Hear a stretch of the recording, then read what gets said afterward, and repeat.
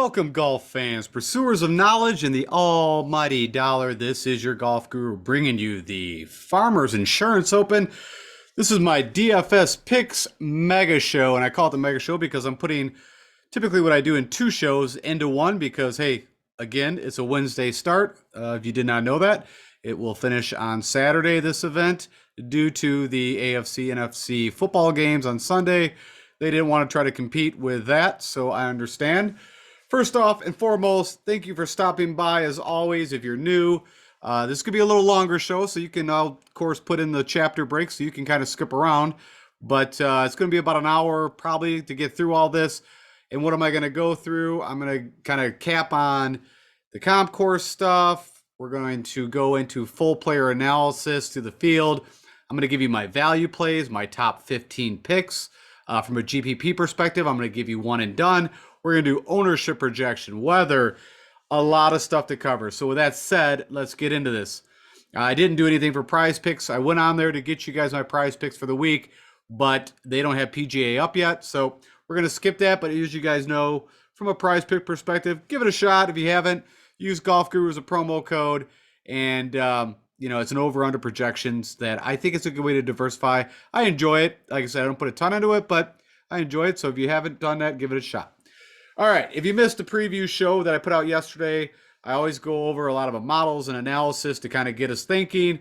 And with that said, I just want to kind of cap off because some of the things that we're going to be talking about when we go through the analysis of the field is these items here. So from a stroke gain approach, a stroke gain analysis ranking, the number one thing I think is most important here is ball striking. You can argue this. I think they're up there. Ball striking approach is a part of that.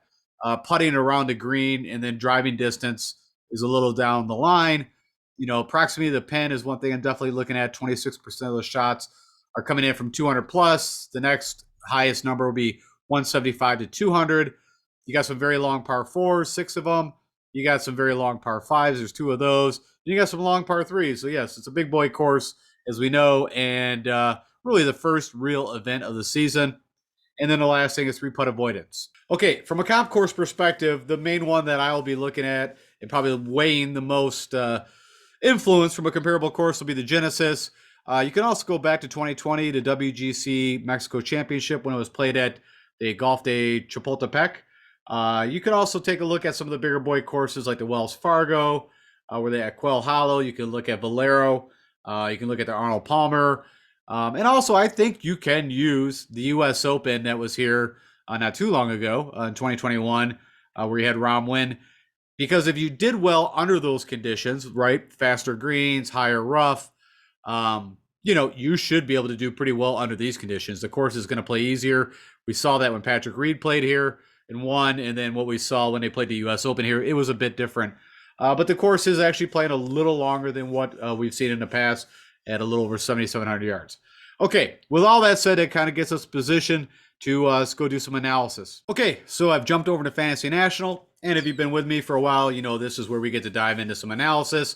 If you've not been with me, this is the main tool that I use from a modeling and analysis perspective. I've already got my own thoughts of what I'm thinking, and this just kind of validates. It might open some eyes to some guys that I wasn't looking at. That's how I use this tool. This is focusing on DraftKings pricing, but of course you can use this information for Yahoo, FanDuel, whatever you're doing to do your DFS picks or betting. To let you know what I've got here in front of us, I'm looking at the past 12 rounds these guys played.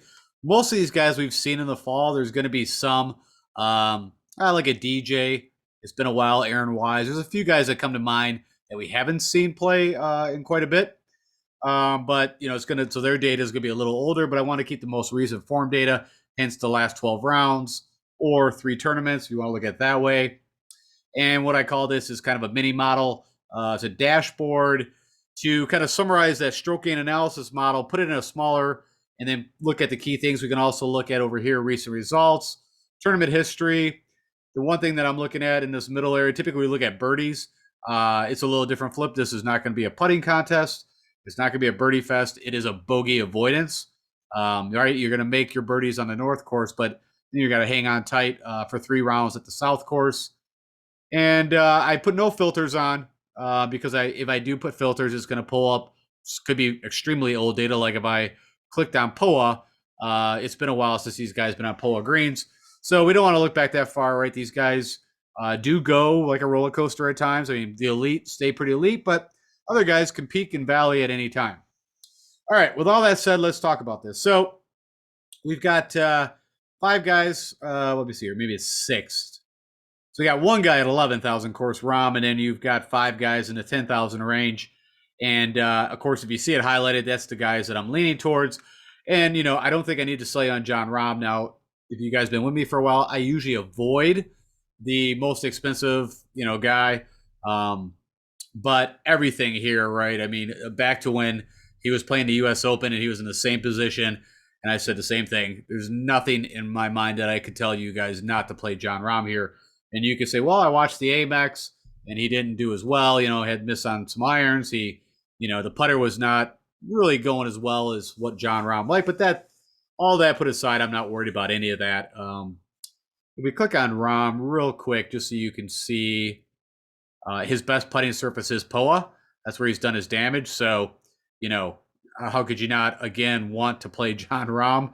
I know he's the most expensive, and you got maybe got to get a little creative. But I've got a lot of guys that are in the 7,000, 8,000 range that you can build lineups if you start with him. And then if I just click on this, of course, he won the U.S. Open here back at Torrey Pines. He's had an elite history. His first tournament he ever won was the Farmers at Torrey Pines, and he's just got an elite history at the Farmers. So everything said, I don't think I need to sell you guys on Rahm, so I'm not going to spend much time there. All right, going down, the next guy is Justin Thomas. Simply put, and I've told you guys this for a bit, you know, his putting's just been, you know, really off. Now, could that, you know, if it catches just like anyone, and you can see POA is his best putting surface over his career. So you can make an argument there. You know, in his last, I don't know, 6 events, he's had a 5th, a 3rd, you know, 5th at Century, Mayakoba, you know, 4th at the Tour, the Northern Trust FedEx event. But I guess the last time I saw him, he freaked me out, is the shortest way to put it, when I saw the putter still going sideways. So, but I mean, he's got the game to do well here. On that note, let's do that first. Before I go in, let's just see his, because I don't think I clicked on it. So he's only played here twice, and it's a while ago. He doesn't typically play here, as you see. Miscut 2015, and then had a 10th back in, you know, 2014. Let's look at the Genesis. So miscut. So, yeah, like I said, that's my kind of main comparable course. So that definitely doesn't help his case for me. Wells Fargo, you know, nothing to write home about for him. I mean, you want to see some top 10s. I mean, way back in 2015, but he also had a miscut. What did he do? The U.S. Open, he ended up 19th here at Torrey last year. I don't think he doesn't play any Arnold Palmer. And what about that WGC Mexico? We want to look at this one. So this course, it's a little more tree line, but it is POA, and it is a tough, long track. So that's a pretty good comparable. He had a 6th there. But all in all, you know, you're going to make some decisions at the top, and I'm out on JT. Hideki, you know, we could look at his past results here. You know, he makes cuts. He had a 3rd, a 12th. There might even be more history there. You can see bogey avoidance over his last 3 tournaments. Of course, he had the win at the Sony. The putter, right? I mean, if it goes right like it did at the Sony, I think it was his best putting performance ever. Let me just verify that. You can see, I guess you could also, you know, the only surface that he's even over his career that is a little tiny bit positive is POA. Let's go see here. I want to see if that's right. Yeah, so his best putting performance ever in his career was at the Sony. Of course, that's Bermuda. I just, you know, figure a drop on that. Like I said, if he was priced, you know, in, I don't know, the 9s, just that he's the 3rd guy in, I'm going to pass. And then DJ, you know, could DJ come out here, kick off the rust? You know, I would be shocked if he came out the first day on Wednesday, unless maybe he's playing the North Course, and have a really good round. I mean, we do see this. Guys will state, you know, you haven't played competitive golf. We haven't seen him since the CJ Cup, so you could almost say the FedEx playoffs. You know, we have no idea how much he's been practicing. I haven't had time to watch any of the pressers. I'll do that. So I recommend you guys do that too. Go to 10 Golf, TEN Golf, and check out any of the pressers. they'll be usually kind of honest with you. If that question is asked, what have you been doing? Have you been playing any golf? And, yada, yada, yada. Of course, he's been in the range. I'm sure he's played with some friends. But I also would guess he took some time off. And you could see that. I've stated this 1,000 times. After he won the Masters in 2020, I felt he felt like he got to the top of Mount Everest and accomplished, what he really wanted to accomplish. And, you can go look at his results since that Masters. So, okay, so back in November of 2020, right? And that wasn't a typical Masters. It was in the fall. It was wet conditions. The guys, kind of blitzkrieg that course. But, if you started in track, he had an 8th at Genesis, then a 54th, a 48, a miscut at the next Masters.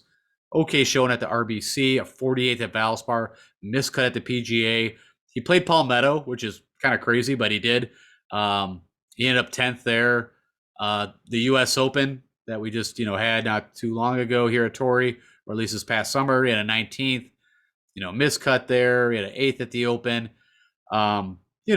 Decent showing at the FedEx. And then, of course, really what probably sticks out in my mind, the last time we probably saw him play competitive golf was in the Ryder Cup, and he played amazing, right? You could kind of say he was definitely the best player on the U.S. team from even a points perspective. So on one side, you kind of got those thought processes of what you saw at the Ryder, but it's just been so long. And again, he's 4th highest priced.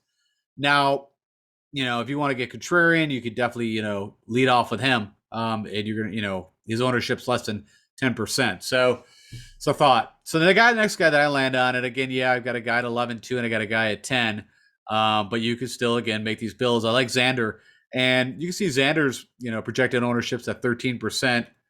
And right, you can see his past history here at Torrey, even though he was, born, raised, played high school golf on this course. Of course, if you recall back from the U.S. Open, there was, I think I don't remember the number, but I'm going to take a stab. Like he played maybe 12 events in his high school golf career, which, it doesn't really mean anything, but he struggled even then.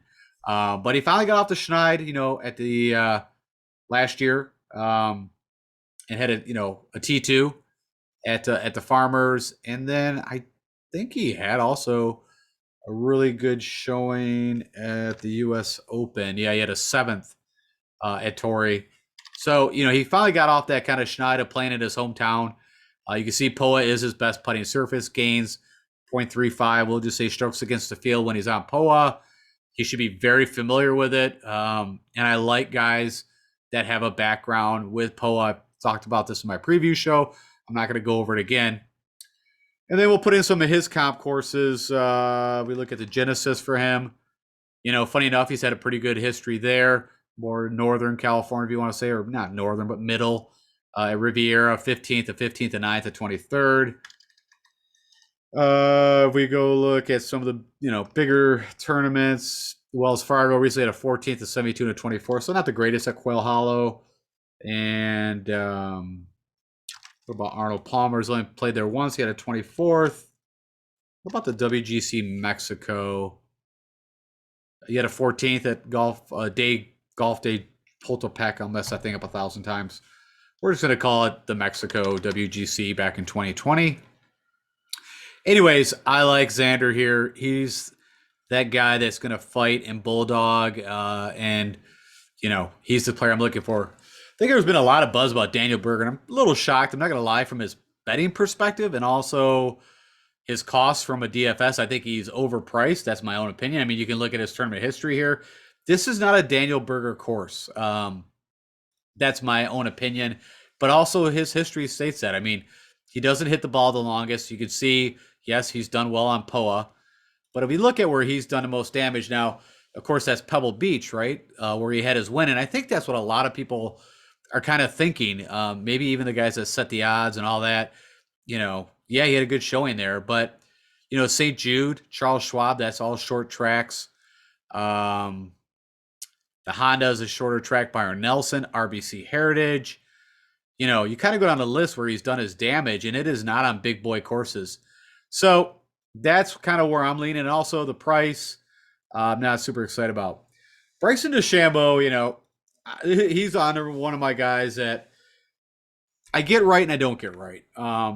But I just think his game, and I think what's really crazy is this around the green over his last 3 tournaments. And so we'll go, well, let's first look at the results and then we'll go dive into them a little more.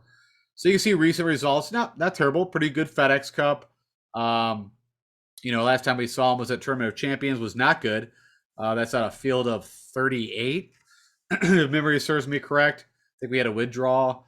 He's missed a cut here both times. Now, of course, that's pre Bryson, DeChambeau, crazy, built up hitting 350-yard drives. If you jump on Bryson, overall it's a pretty good putter. Poa would be, I don't know, tied for, we'll say is the second best surface. We'll just put it that way.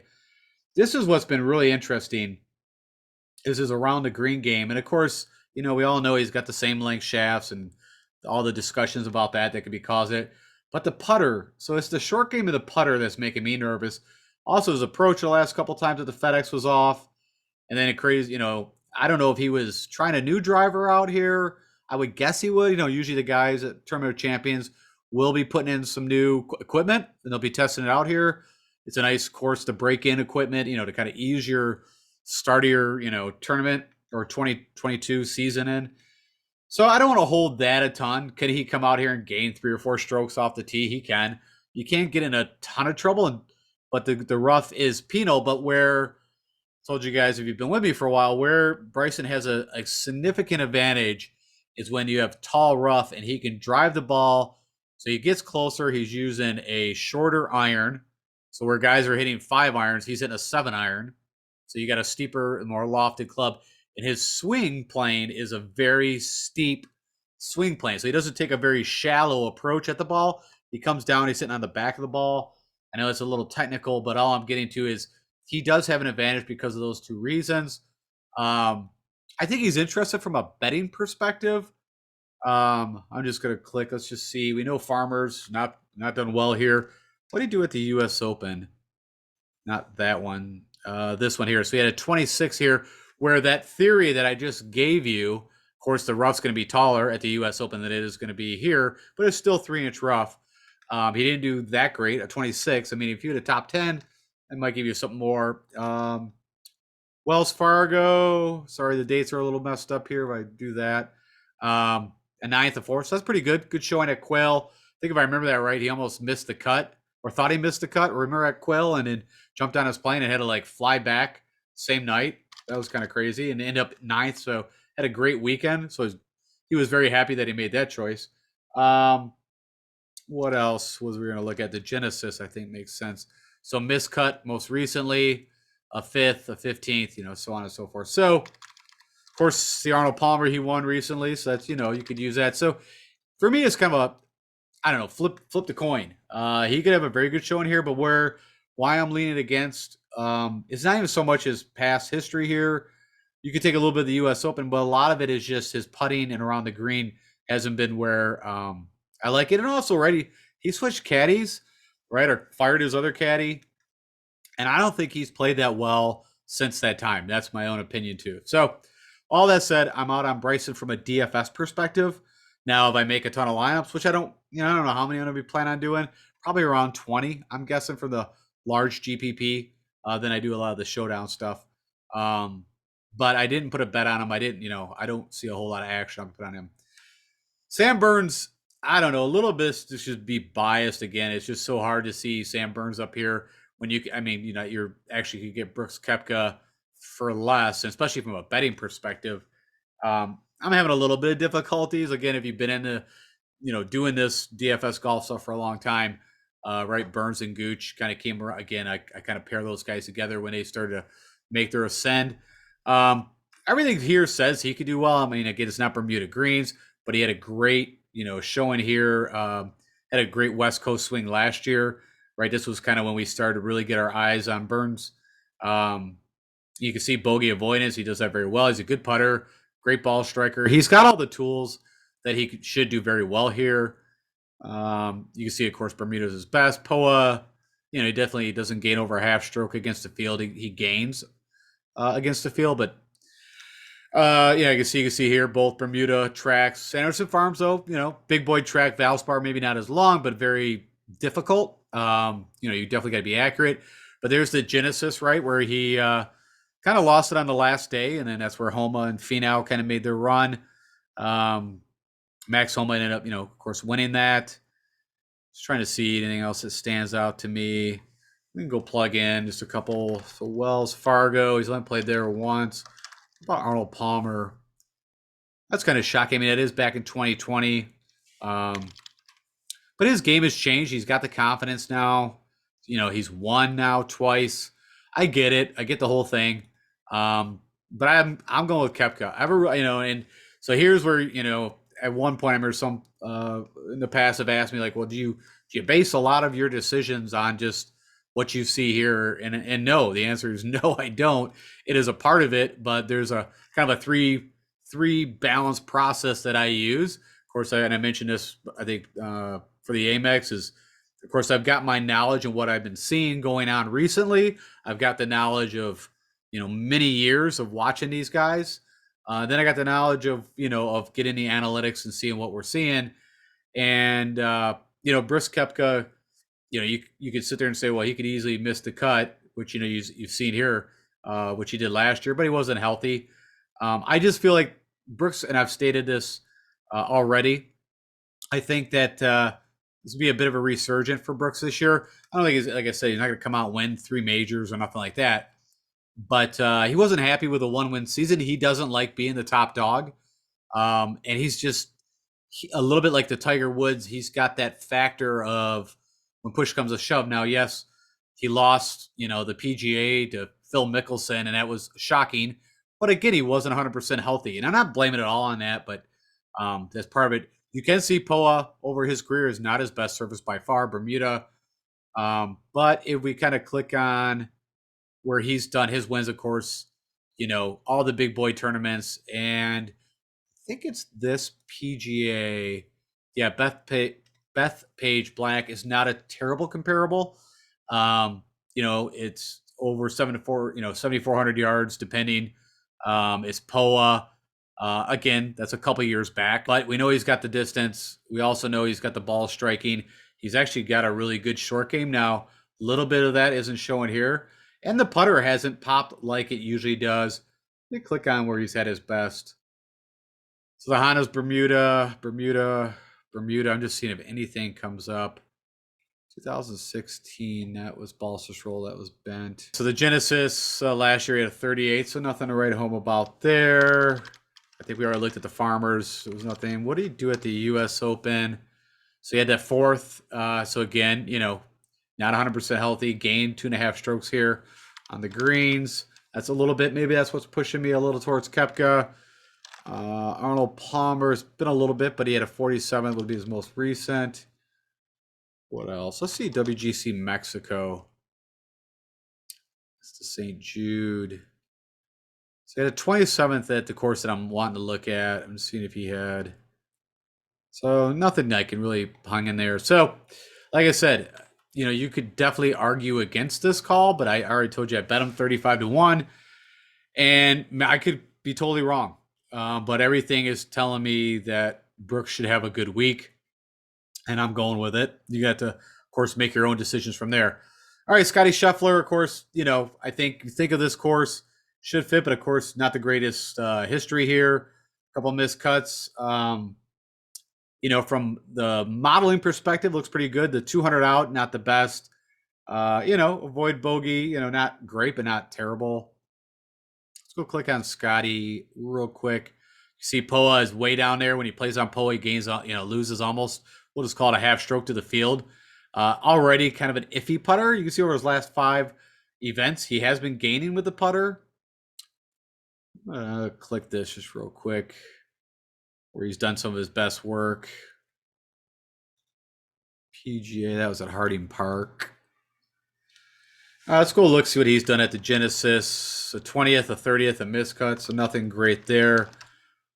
Has not played Wells Fargo. That's interesting. Arnold Palmer, he had a 15th back in 2020. He played at the WGC. That's the one I want to look at right here. He had a 26.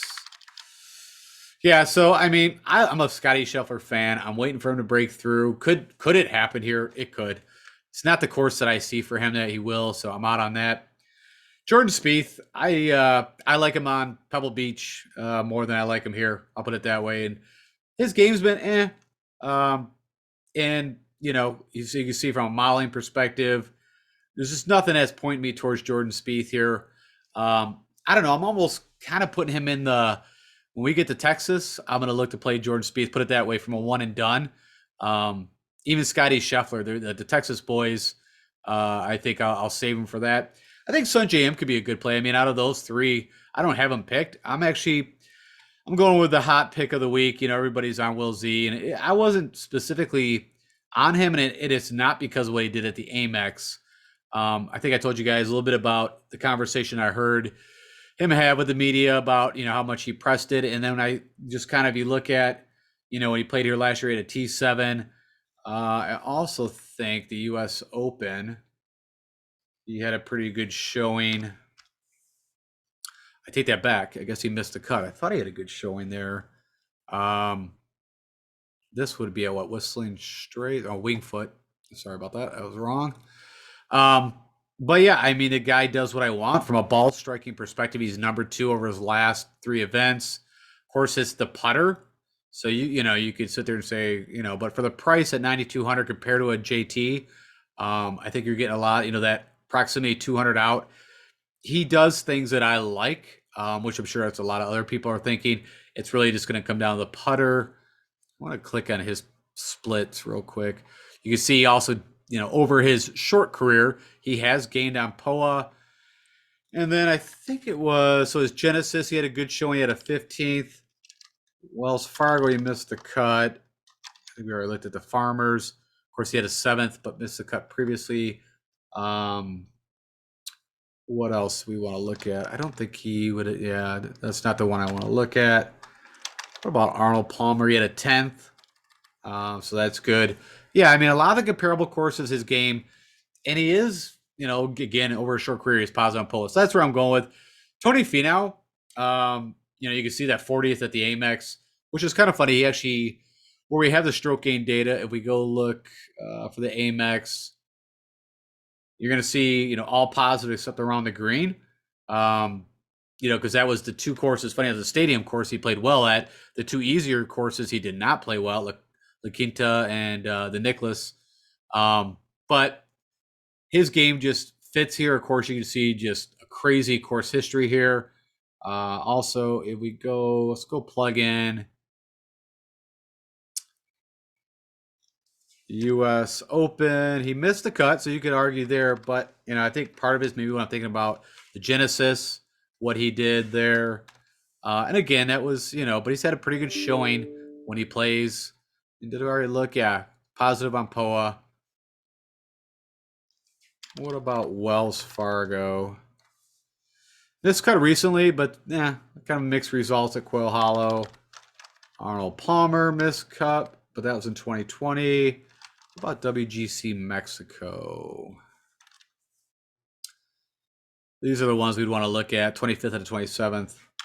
So, I'm probably where his game, typically that long approach, the ball striking, the tee, again, it's going to come out of putter. I mean, really, you could look at these two, Wilsey and Tony Finau. I think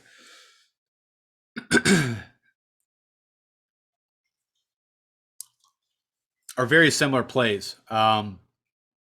But I like those guys. Leishman, of course, past winner here. Been playing pretty good golf. This course kind of makes sense. 9,000 for Leishman. Like I said, I'm not that far removed from when, the past, I don't know, past summer. I guess it's been over a year now. Let me take that back. It doesn't seem that long ago. You see, funny enough, he doesn't gain on POA. Bermuda's his best, but he, of course, has done well on POA. I'm going back to where was the stint where he just kind of lost. Oh, I don't think he was chasing distance. I forgot what happened. He fell apart right around here. The Zozo, the CJ Cup, miscut the US Open, miscut Northern. He had a stint there. And again, I mean, of course, his game is in better form. But, I'm actually looking at him from a one and done standpoint. I'm interested. From a GPP, DFS play, I'm not. Gooch, it makes all sense in the world, this course. But I I've kind of told you guys, I've been kind of right that after his win at RSM, let's go take a look at this real quick. I wish he would have took a little more break, but you can see on Poa, he gains. Also, I didn't even think about him from a one and done. He might not be a bad play. These are the kind of courses that I think about Gooch doing well. I know he won the RSM, but you see the Farmers. He's done well. The Houston Open, back on this track at the CC of Houston. That's a big boy track. The Genesis, he's had a 10th. The Genesis again. Wells Fargo. Shoot, I might be talking myself into that. I maybe should play him. But the reason why I'm not selecting him, and it's a pretty, I don't know, not the greatest reason, is just too much golf. Like, the guy has not had a break. It's just been since the fall. Like, he has not stopped. I'm trying to think if he took a tournament off.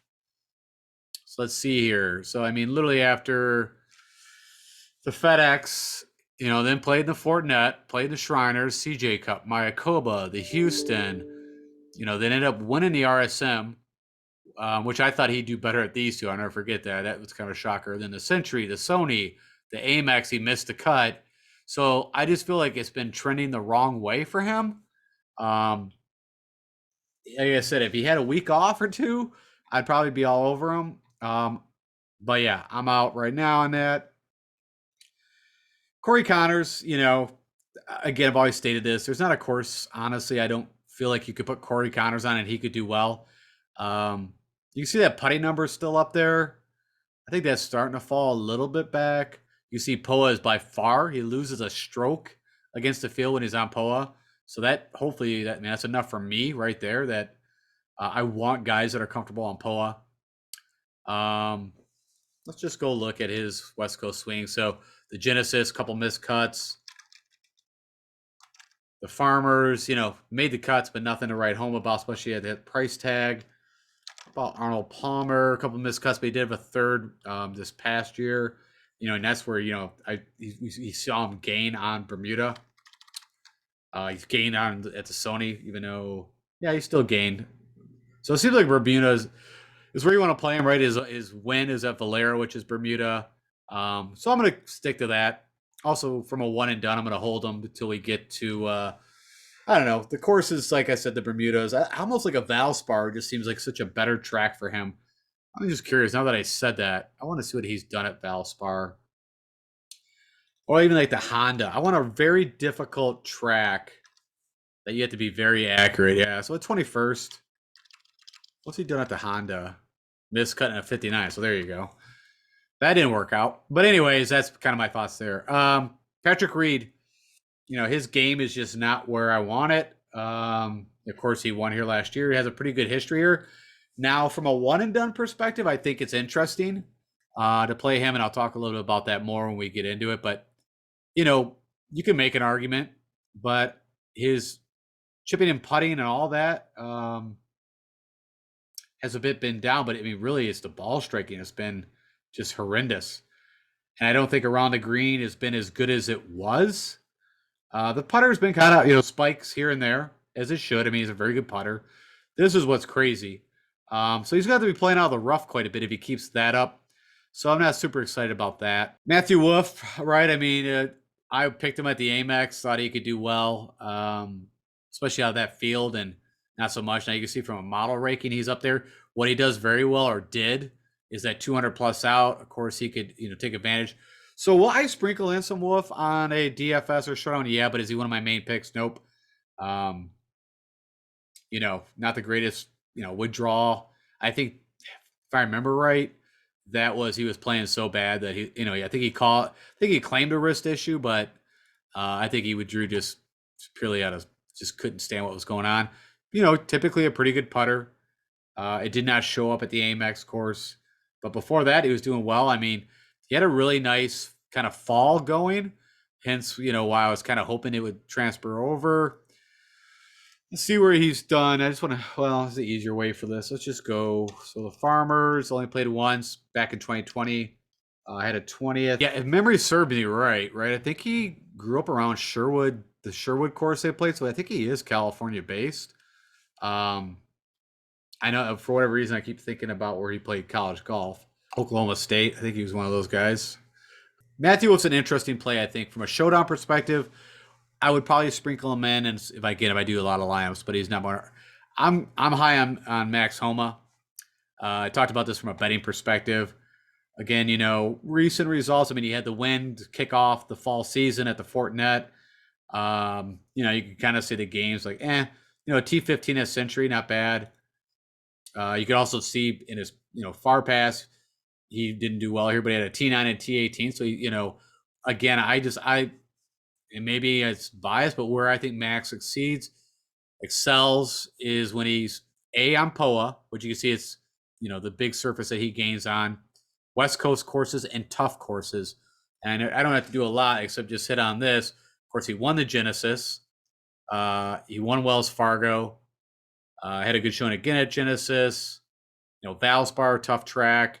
The Farmers, Arnold Palmer. Where I think of Max where he can do well. Now, again, remember he went out, this year at Wells Fargo and just stunk it up. He got so far behind in his first round that he just could not make a comeback. Let me see if I pull that up. Yeah, right here, miscut. You can see everything just went sideways. Everything. So it could also just as easy could go, but I've got a bet on Max, and I like him here, and that's who I'm going to be weighing on. Christian Bezuidenhout, I don't see it here for him. I kind of put him in that Daniel Berger bucket. I don't see him as a big boy. I mean, you can see he just doesn't have the distance, doesn't gain on POA. He does his damage on Bermuda. Again, could have changed. And then like Max Homa, Matt McNeely, even though actually, like if you were thinking about playing Berger, I would go with Maverick McNeely. I mean, he's got the pop off the bat.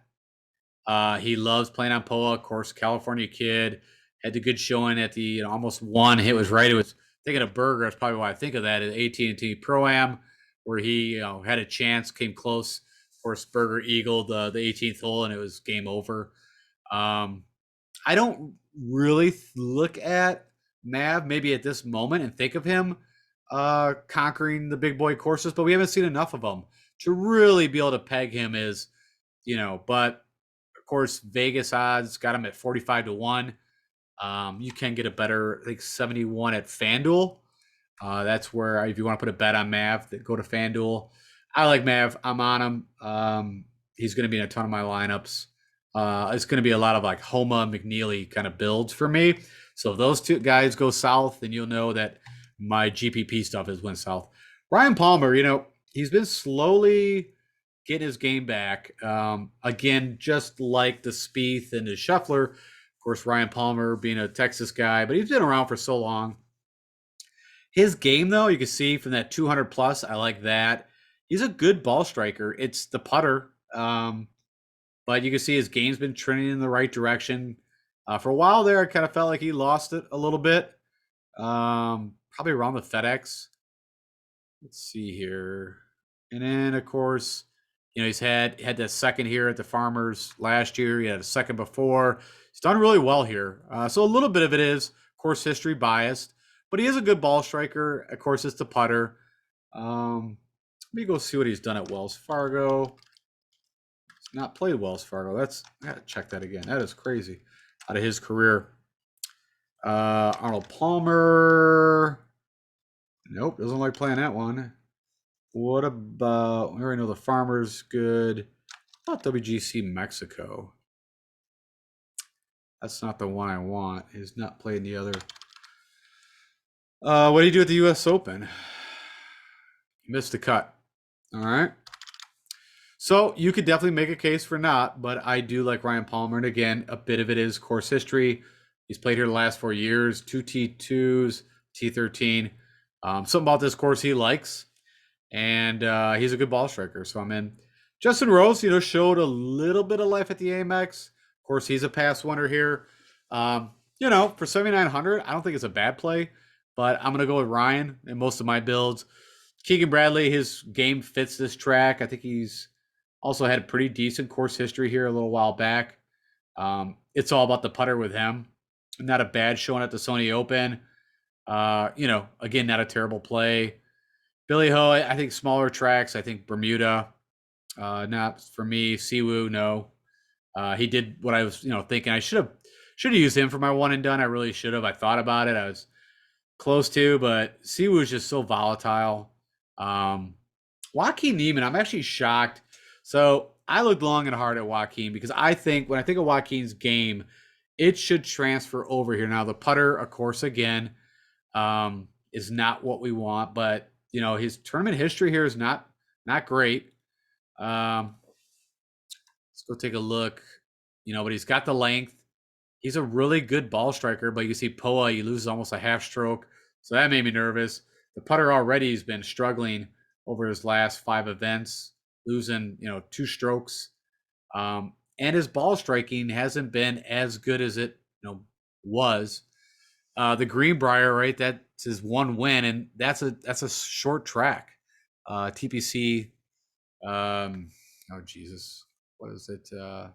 Old White, I think, if I remember right. They don't play it anymore. Yeah, the Old White at TPC for the Greenbrier. I think that course somehow got cut out. I don't know if they're going to bring it back or not. I haven't looked at. I don't remember looking at the schedule. Anyways, funny enough, where he's had his best finishes have been kind of more easier, smaller tracks. Let me just go see. Let's run it through Genesis. Yeah, so I mean, he's made the cut, but he's in the 40s. Wells Fargo, an 18th, so that's not bad. Of course, the Farmers, nothing really here. What else? WGC Mexico. He didn't play that one. That's kind of shocking. Anyways, I don't think it's a bad play. It's just a putter. So again, will he get in to a lineup or two? Yes, but he's not my main. Mac Hughes, I think a lot of people kind of forgot about Mackenzie Hughes. I think he's priced really good. I always tell you, I think he's one of the better values on the board. He's had a nice fall slash. He had that runner up at RSM. Now this is probably what makes people nervous. He's only made the cut 2 out of 5 attempts at the Farmers, but his game I think is a little different than you see. Ball striking from that 200 out, he's 4th. Really good putter, good around the green, and his game's been solid. Not crazy long off the tee. He does gain on pull. It's not his best surface, bent. But you can kind of see the ball striking kind of picked up. And then, let me see here. So he had a good Zozo. The Open he showed up at. Of course, Morikawa won. Memorial, that's a little while ago. Let me just click on the dates. I want to see where. There's something on at the U.S. Open. So again, at Torrey at a 15th here. So I like him. I'm trying to remember what he was from a betting side. I think he's somewhere around 65 to 1, 70 to 1. I think it's not a bad bet. Also, I think he's going to be kind of the, I don't want to say sneaky play, but I like him. Lanto, I looked at him. You can see he does a lot of good things. I think he spent a lot of his good karma at the Amex. He flew in for an eagle and he made a ton of putts. I don't know. I see a digression, or where Lanto will not do as well here. He had a T7, so I think he's going to be a little chalky. I'd rather lean to Mackenzie Hughes than Lanto. Luke List, from a modeling perspective, I like. I mean, when you see these tournaments that are approaching, you already start thinking of guys that you think are going to be priced where you can use them, and fit this kind of track. And of course, he's going to be super chalky. You can kind of see it already. Of course, he has a good course history here. I already bet him. You can also see that his game's been in good form. It's again the putter. But if you're gonna play a Corey Connors, why not play Luke List? Very similar, and you get a big discount in savings. Anyways, we look at the Farmers. I kind of already showed this, but this we get a bigger look. So a 12th, a 40th, a 36th, a 10th. We look at Genesis. Oops. Also pretty decent. I missed the cut recently, but has also done pretty well there. What about Wells? Right, he had that 6th place here not too long ago, and Killer Keith and Rory were chomping at the bit. And yeah, I don't think there's a whole lot more I need to sell you on him. Tringali, no. Francesco Molinari, right? He's in California. Had a good show at the Amex. I think he's even done okay here at a T10 last year. He could be a little sneaky. Again, I don't think of Molinari that this is a good fit for him. But if he plots his way around the course, could do all right. Aaron Wise, again, I'm going with a certain build of guys that I like. Elite ball strikers. The putters can go up or down, mostly down. But Aaron Wise has picked up the putting, and for 7,500, I think he's a good play here. He's got the game. Not a bad showing in the fall. I'm trying to think where he really kind of peaked. Let's see what it says. So you can see over his last 5 events, the putter has actually started to gain some strokes. You see that right here. So that's a good thing. He's been, I think he changed his putter and also his style. I don't know if he's going with that arm lock, but he went to something, I remember, and he feels a lot more confident. Kind of showed up here in the early summer. The Memorial, had a Wells Fargo at a 9th. Let's plug in his Genesis. So miscut every time at the Genesis. The Farmer's not so good. So, you could look at, some of his course history and his comp course is not good, but his game was a little different then. As in, the putter, I don't know. I just think he's in a good place, but we haven't seen him since the Houston Open. So as I mentioned with DJ, it's been a while, so who knows what we're going to get, but I'm going to go with Aaron Wise. Hoagie, good showing recently. You can make an argument for him. It's either, T12, a 5th, or miscuts here. I'm kind of looking for a digression for Tom Hoagie. So I'm going to pass on that. Jason Day, past winner, but of course his game has just not been where we need it. That was back in 2018. 2018, Jason Day, Alex Noren went to a playoff here back in 2018 when Day won. I think it was 10 under. And Ryan Palmer was also a part of that playoff. So no, I'm gonna go to Keith Mitchell at this kind of price tag. You can see he's been, bogey avoidance. He's definitely there. Pretty decent recent history here. T7 at the Sony, T3 at the CJ Cup. What's sticking out in my mind, of course, is the Wells Fargo, where he kind of he hung in there with Rory, gave him a little bit of a run. Of course, he's got the distance.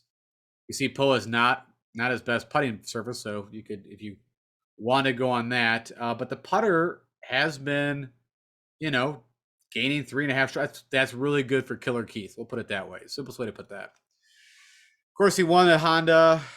Good showing, I mentioned, at the Wells Fargo recently. Had good showings at Arnold Palmer, big boy course. Wells Fargo again. This is a course that I feel like Keith could do well, and I already put a bet on him. Sneds, no thank you. Mito Pierre, I'm going to start moving through these guys because we have a lot to cover. Mito's game should fit here. He's got the length. He's good. Well, a lot like a Joaquin Niemann. They both should do well here. I'd say, Mito's shown that he's a little better putter right now than Joaquin Niemann. Let's see if I click on him. Does he got a POA split? Yeah, actually, it's negative. But again, it's such a short sample size that we have for Mito. So, but for the price tag, I'm going to play some Mito. Jonathan Vegas, you can make an argument. I just haven't seen enough out of Vegas to be excited about playing him. But he, he's got an elite driver.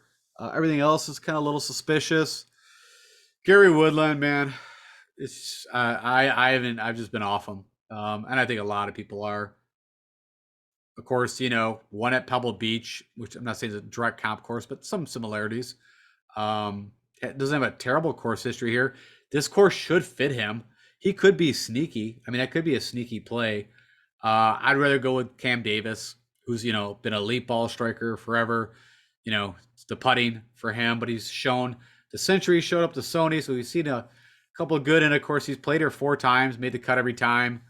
So I'm on Cam Davis, and I'll click on him for you guys. Bent is where he has gained. Of course, his win was at the Rocket Mortgage. That's the bent greens. Let me just see. Let's do it this way. So we already saw the Farmers. Made the cut every time. What about the Genesis? Made the cut last year, 43rd. Wells Fargo, he made the cut, 26. Arnold Palmer, he missed the cut. So yeah, I mean, from a comparable course side, he does it. Carlos Ortiz, man, I don't know. He's so up and down. Um, Not a bad course history here. The putter is a disaster. At times he has showed up with a putter, but right, his win was at Houston. Right, that's his only win, I think. Not that long ago. I think that's the Houston Open. That's also where Brooks kind of made his return and had a little bit of a push there. Adam Hadwin does pretty well here. You know, you can make an argument. I looked at him. No reason why you couldn't play him at 7,300. He does gain on POA. See that? It's his best putting surface, gains over half stroke. So I'll probably sprinkle some Hadwin in, but he didn't make my cut. All right, I'm going to cruise through these rest of these guys. Of course, Swafford, recent win. Been ball striking pretty well. I just expected digression for Hudson. So I'm out on Hudson. Ricky Fowler's, was ball striking very well before. I think that was before the FedEx, but the putter's just been bad. But you can see projected ownership's low. So if you want to get a little differentiation, maybe click on Ricky just real quick. Let's go here. So yeah, he's actually been, I think, even gaining. I mean, he's been hit at over 300. The driver has not been the problem. Let's go confirm that. Yeah, you can kind of see. Well, even a kind of a summarize. The driver over his last 5 events, the irons have been off. The putter still off. So I'm actually gonna go to Ricky, or I'm gonna go to Wyndham Clark. And I kind of talked about him for the Amex, where he ended up 13th. Probably should have played a little more of him. But Wyndham Clark and Luke List to me are a little bit similar, but they're not. Wyndham Clark is pretty good off the tee, has the distance, and he's actually a good putter. You can see on out of this crew, he's ranked 3rd, and that's what you need here. And POA is his best putting surface. He might have the best track record on POA. I didn't look at Rom. I have to remember, but gains over almost 3/4 of a stroke on the field when he's on POA. That makes me excited. Like I said, he's had mixed bag of results here. Let's go look at some comparable courses for him. Of course, I told you it bangs it off the tee. We all kind of know that if you watch golf. Genesis, he had the 8th recently this past year.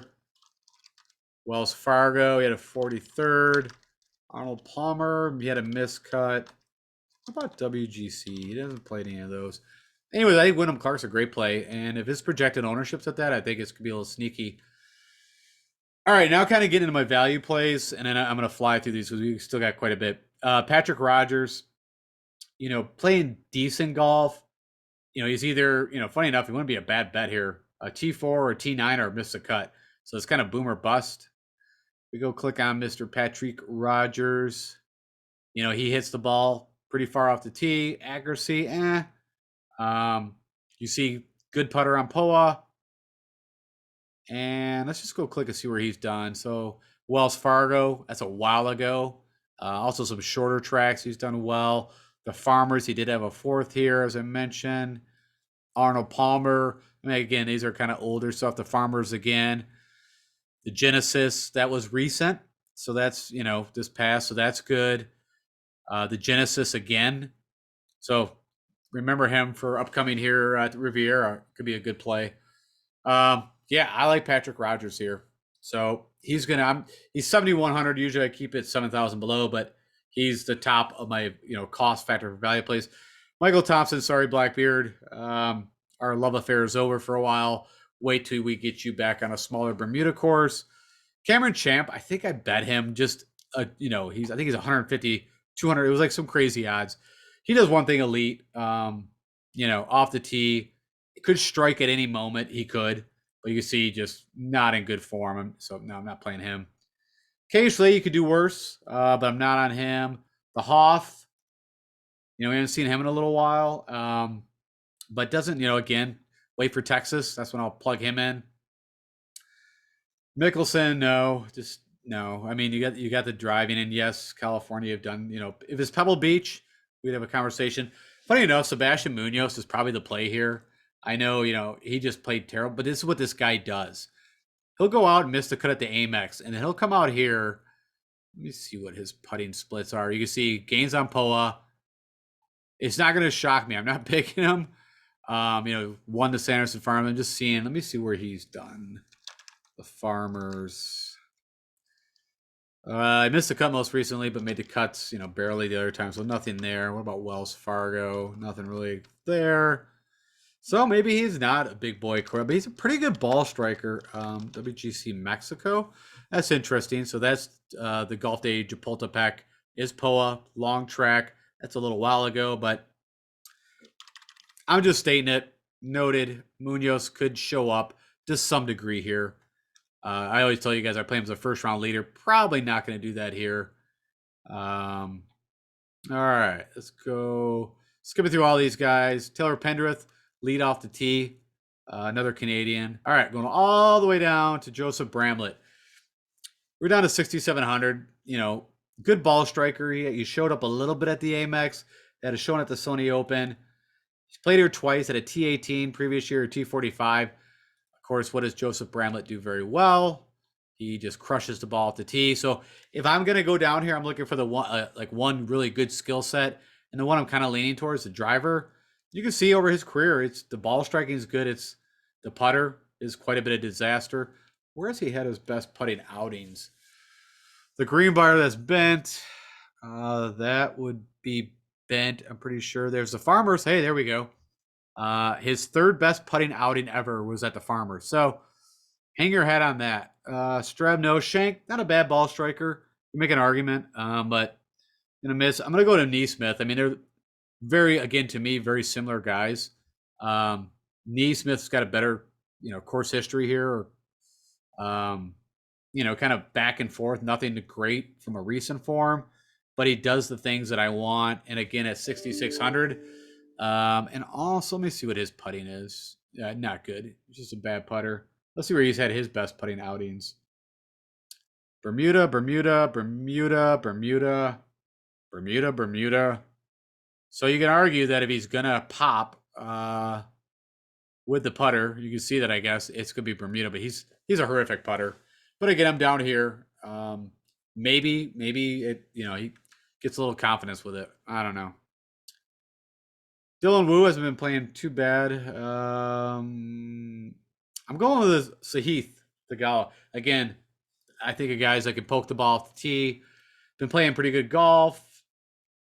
Let's go click on Sahith. What also got me interested was that he actually gains on Bermuda with the putter. Average around 300 off the tee. Hits a draw, almost like a power draw, which I have seen it get a little, wayward at times.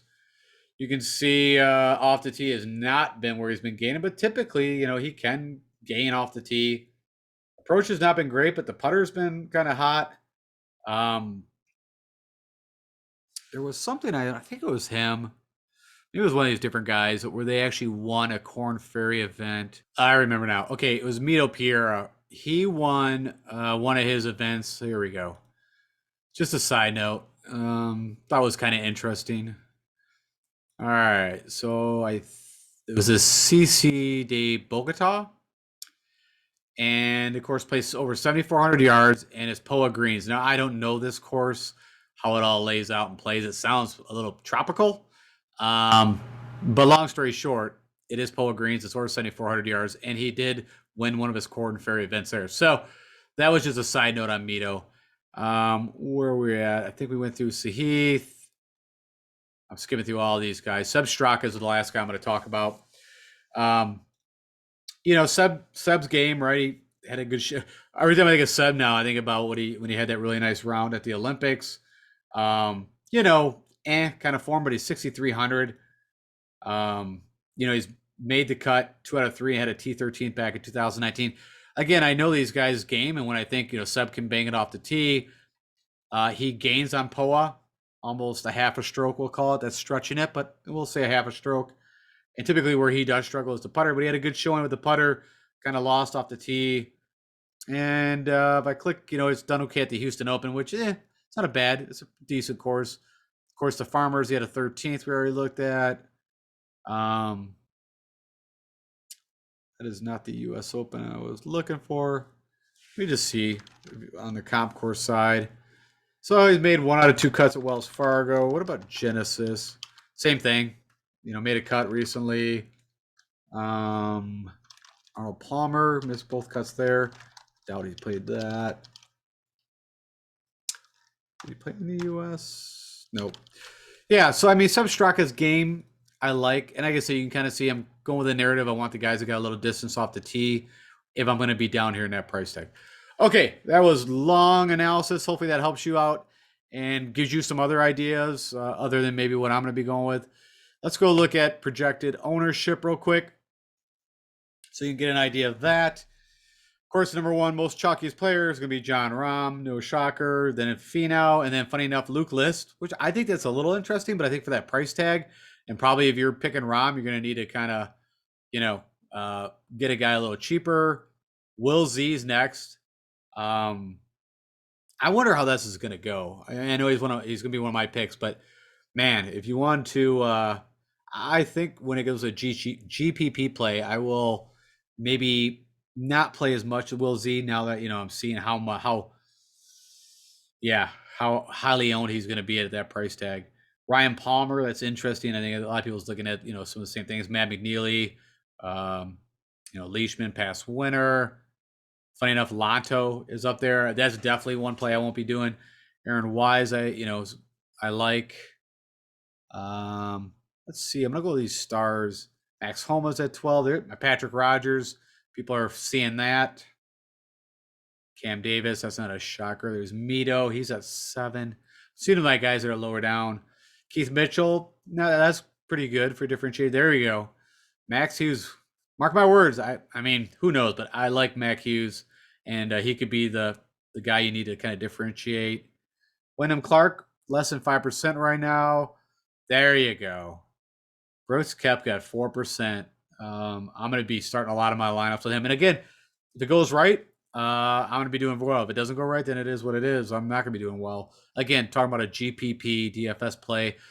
Substraka less than 4%. And my Sahith, not a lot of people on him. I like that. Matthew Neesmith. I'm just looking at the guys that I was going to have picks. Okay, now let's go back up here real quick. Yeah, so no one's playing Jordan. I'm trying to see some bigger names that are not getting a lot of love. Adam Hadwin, less than 5% owned. I think it'd be Corey Connors. Not a lot of guys in on him. Patrick Reed, Captain America, past champion. Not a lot of love for the Reed, but I think people are seeing what his game is. Even Scheffler, I was thinking Scheffler would be a little higher owned. But I think people are going off what he's done here in the past. Okay, so that gives you at least some understanding from an ownership perspective. Let's go quickly look at the weather. Again, you're going to want to use Windfinder, and you're going to want to pull up Black's Beach Torrey. This is actually right on the course, so you can't get any closer. It's actually this data point is coming off the course. We're going to want to look from Wednesday on to Saturday. Nothing crazy. I mean, typical. The wind's going to pick up a little bit in the afternoon, but it looks like great conditions. Going to be a little chillier. And let's see here, Thursday, same thing, in the 60s. Looks like Friday morning, you could have some winds picking up. Supposed to be dying down in the afternoon. And Saturday, nothing to write home about. So, long story short, if you are playing a course, as I always state, showdown, or, I don't see any strategic advantage. We got to see where these guys, I haven't looked at the tee times for these guys. What course I already told you for showdown. Everybody's going to play, on the guys on the North course and play them in the morning. That's the best advice I can give you on that. All right, let's go wrap this thing up. Okay, so my Fab 5 picks, my top 5 from a GPP DFS perspective. Number 1, of course, Rahm. I hate to say it. I always like to find, well, I guess there is some differentiality that I'm looking at, but Rahm, there's no way you could not play him. And, if somehow he falters, it'd be shocking. Loves the course. First win was here. The course fits him. Blah, blah, blah. You guys got it. Xander Schauffele might be a little. I didn't even remember looking at what his ownership is. I'm guessing it's going to be somewhere mid-teens. But I think there's a little differentiation. I don't think a lot of people are super sold if they look at that course history. But of course, had a good showing the last time here, the U.S. Open. I think he's over the playing at the home field advantage. Maybe getting too many tickets, not worrying about his game. I don't know. I think he's going to be great. He's a grinder. And then Brooks Koepka, which you saw, this is going to be my kind of leverage play, if you want to say, at 4% owned. I mean, I would be shocked if he comes in less than 5% owned. But, from a betting odds, I got him 35 to 1. So whatever you do, put a bet on this guy if you are a betting man. But I like Brooks, worst case, maybe top 5, but could win this thing. Tony Finau, I don't think his game's been great. But these are the courses in which shown time and time again where Tony shows up. Probably won't win, but get you a top 5. And then Will Z, I think he's the sexy hot pick, and I think he could be the one that could falter and could blow up a lot of people's lineups. So I'm going to, even though he's my pick, and I'm not doubting, I think he's got the game to do well here, but because of how owned he's going to be, I will probably lessen my ownership from a GPP perspective. My next 5, I actually like these guys a lot. Max Homa, of course, is won the Genesis, won the Wells Fargo. California kid, plays great golf. Everything says to play Max here, in my perspective. But Max can also, miss the cut or top 5. Matt McNeely, everybody's high on him. I kind of put him in that Will Z bucket. He's kind of that, hot, sexy pick, but, should do well here. I'm still shocked that his on DraftKings, he's 45 to 1 odds. You can get Brooks Koepka at 35 to 1. I mean, it just does not add up. Now, I mentioned he's 71 over at FanDuel, so if you want to bet Mav, go bet him on FanDuel. Aaron Wise, we haven't seen you in a while. I'm guessing you're going to have a little rust, but this course should fit your game, man, so go out and do your thing. Ryan Palmer has done well here in the past. Your game has been trending a little better. Just going to need a putter for Ryan. I think he's a great ball striker still for his age. He's a great player. And then Mac Hughes also, I think, kind of the sneaky play. I think people might have kind of forgot. We haven't seen a whole lot of Mac Hughes in a while, but I like where his game's at. I think he could do well here. Then my unsung, of course, Luke Lish. I think you saw, I think he was the 3rd highest owned projected. I think for the price tag, everybody, likes that play. It is a good play. Killer Keith, not as highly owned, but I think the two are probably not too far off. And of course, Killer Keith, this guy has win at the Honda. I'm pretty sure Luke List still does not have a win on tour. On the PGA Tour. He won on the Korn Ferry, but I don't think he still has a win on the PGA Tour. Cam Davis, very similar kind of game to a Luke List, Mito Pereira. So all these guys are kind of built. The best putter out of these guys would be, I think, Wyndham Clark and Keith, but they all are long off the tee, good ball strikers. So good way to round your lower lineup out. And then my top value plays, these are the guys, well, technically 7,100 and down, because Patrick Rogers is 7,100, but I like him. Another Canadian. Hits the ball long off the tee. Good putter on Poa. Neesmith, terrible putter, but great ball striker. Sahith, this will be my first time picking you, man, so don't let me down. But has been showing some good form and it's got some length. And I think he was showing up that he is positive over his very small sample size on Poa. Seb Straka, I don't usually get this guy right. I think he should fit on big boy courses, and then typically shows up on a small course. So we'll see how that all works out, but I like Seb Straka. Also, I think he was positive on Poa. And then last but not least, Bramlett, a lead off the tee, right? Crazy distance. Can be a horrible putter. So had a good show on the Korn Ferry, right? That's how he got out of the PGA back on here. He was actually hurt too. I talked about this a while back when he made it back on the PGA Tour. Good golfer. I mean, it's just whatever the putter does. Okay, and now for my one and done. Let's talk through this. So I think Mark Leishman, I'm looking at, I didn't pick Rahm. I mean, you can play Rahm for your one and done, but I think everybody's going to save him for majors. So no, I'm not picking Rahm, but Mark Leishman, he's got the game here. Of course, he's won here. I think he's a good one and done play. I'm thinking Mark Leishman. Tony Finau, now I don't think his game is where I want to see it, but again, going off course history, going off that his skill set fits here is whatever the putter will do. But what he's shown at the Genesis, he's shown here He's shown, I think even I don't know. I remember now what he did at Wells Fargo recently, but he's a big, big courses. He does well. Patrick Reed. Now, again, I don't think his game is where I want it, but if you're thinking about, I'm trying to think about where else I'm going to play Patrick Reed.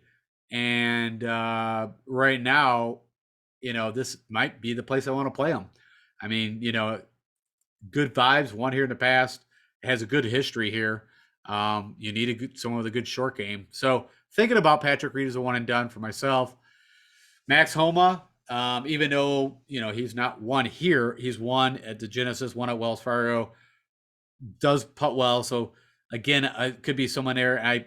If I'm going to use Max, it would either be the Genesis here, Wells Fargo. Now I'm kind of terrified after what I saw he did last year or this past summer. But anyways, definitely be on California. So I'm kind of between the Mad McNeely. I might say Mad McNeely for the AT&T Pro-Am. I don't know why when I think of it, he hits the ball pretty long off the tee. I don't know. I'm thinking more of saving him and probably in between like a Reed, Leishman, or Max for one and done. If I had to pick it, that's kind of where I'm at right now. But I've not picked it yet. So that's the guys that I'm looking at. Let's tell you about who won the 1,000 subscriber giveaway, right? So of course I was running this contest to get us over that hump. You guys did it. And so I've got 5 people that one was not in a random generator. So the person that ended up being my 1,000 subscriber, which I told you guys was going to win $100. And then I've got 4 other people that have been with me, or, I don't know where they're exactly at, but I put all the rest of the inputs that you guys told me who were going to win the Amex, put it in a random generator, and these are the guys that won, and maybe ladies. So Patrick Trin, I guess I'll say, you were my 1,000 subscribers, so you win. Where my entertainers are at, TLT Golf, David Sorella Jr., and Double Toppy. You guys are the lucky winners of the $100 giveaways. I will reach out to you guys on YouTube comments. What I need is for you guys to give me your PayPal email address. Once I have that, I can then PayPal over the $100. Use it, of course, however you deem fit. Maybe you'll, I don't know, put in a $100. I don't know, if it was me, I'd probably put it in more of a cash game kind of lineup, to be honest. But maybe put on a straight bet, whatever. So congratulations to you guys. Hey, thank you all, my subscribe base, so much that we, within a year, about a year it took to get 1,000 subscribers. And, I've gotten better at what I'm doing, hopefully. I mean, man, if you go back and look at some of my first shows, a little rough, but I'm going to keep working and improve. Always appreciate your guys' feedback. If you do me the honor, as always, click that like button. Again, share it with anybody else that you think might be interested. And if for some reason you're checking this out for the first time and you've not subscribed, please subscribe. We are building this user community up. We got a lot of good, smart smart people that give me insights that I miss at times, or, the guys the folks that watch this know their stuff. I mean, there's some people that, of course, are leveraging it. They're maybe new, but, I'm always impressed with the inputs that I get from you guys. So thank you for that. And if you haven't followed me yet on Twitter, do so. I keep a close eye on the PGA communications and make sure that if a withdrawal or something happens that you guys need to know, I fire it out on Twitter. All right, let's have a great Farmers. I think we've had a pretty nice start. The Amex, but both the Hawaii events I felt, did very well. And I'm looking to have a very prosperous Farmers. All the best luck to you guys, and I will talk to you guys next Monday. All right, take care.